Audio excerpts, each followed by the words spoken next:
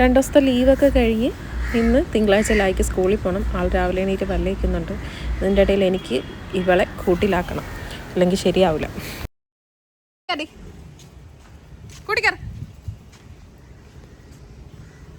എന്താണ് ലായിക്ക് കഴിക്കാനുള്ള ബ്രേക്ക്ഫാസ്റ്റ് റെഡിയാക്കി.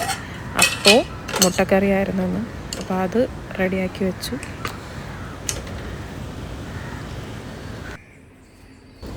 ലായി കുളിക്കാനായിട്ട് ബാത്റൂമിലോട്ട് പോയിട്ടുണ്ട്. അപ്പോൾ ഇങ്ങനെ ഞാൻ പോയി വേണം കുളിപ്പിക്കാൻ. വൈകുന്നേരം ആൾ വന്നതിന് ശേഷം മേലെ എഴുതുന്നത് സ്വന്തമായിട്ട് എഴുതും. രാവിലെ ഞാൻ കുളിപ്പിക്കാം. അപ്പോൾ കുളിപ്പിച്ചുകൊണ്ട് വന്ന് യൂണിഫോം ഒക്കെ ഇട്ട് കൊടുത്തു.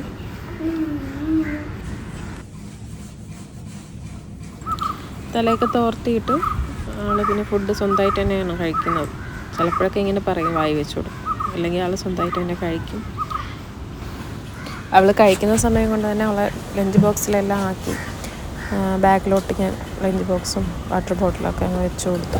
ഇപ്പോൾ തന്നെ മണി ഏകദേശം 8:30 കഴിഞ്ഞു. പിന്നെ വേഗം തന്നെ തലയൊക്കെ കെട്ടി 2 വശത്ത് തലയൊക്കെ കെട്ടിക്കൊടുത്തു. ഇപ്പോൾ ഇക്കാക്ക് സുഖമില്ലായതിനു ശേഷം ലായിയെ ഞാനാണ് കൊണ്ടാക്കാൻ വിളിക്കാൻ ചെയ്യുന്നത്.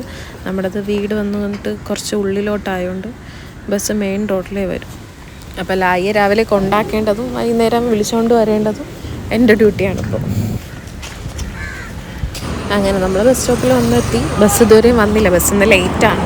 ബസ് കാത്ത് നിൽക്കുകയാണ്. ലൈറ്റ് ബസ് വന്നിട്ടുണ്ട്.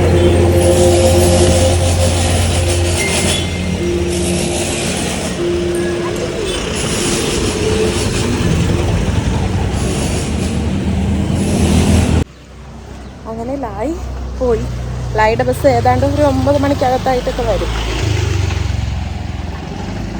ഇനി വീട്ടിൽ പോയിട്ട് വേണം നമുക്കുള്ള രാവിലത്തെ ഫുഡ് ഉണ്ടാക്കാൻ. ഇതാണ് അവിടെ കൊച്ചു വീട്.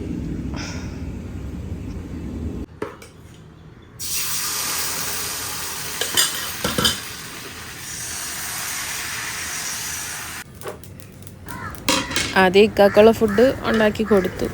എന്നിട്ട് പിന്നെ ഞാൻ എനിക്കുള്ള ഫുഡാണ് ഇപ്പോൾ ഉണ്ടാക്കുന്നത്. ഇനി ഉണ്ടാക്കി കഴിച്ചിട്ട് വേണം ഉച്ചക്കത്തേക്ക് എന്തെങ്കിലും കറി ഉണ്ടാക്കാം. നമ്മുടെ വീട്ടിൽ അങ്ങനെ രാവിലെ ആരും ചായ കുടിക്കാറില്ല. ആർക്കും അങ്ങനെ നിർബന്ധവും ഇല്ല. എൻ്റെ ഇളയ മോക്ക് മാത്രമേ ഉള്ളൂ ചായയോട് കൊതി. അത് കഴിഞ്ഞ് കുറച്ച് തുണി ഉണ്ടായിരുന്നു, നല്ല കഴുകി ഉണക്കിയിട്ടതാണ്. അതിനെ പിന്നെ എടുത്തുകൊണ്ടൊന്ന് വിരിച്ചു കൊടുത്തു. പിന്നെ കുറച്ച് പാത്രങ്ങൾ, കഴിച്ച പാത്രങ്ങളൊക്കെ കിടന്നു, അതൊക്കെ കഴുകി മാറ്റി.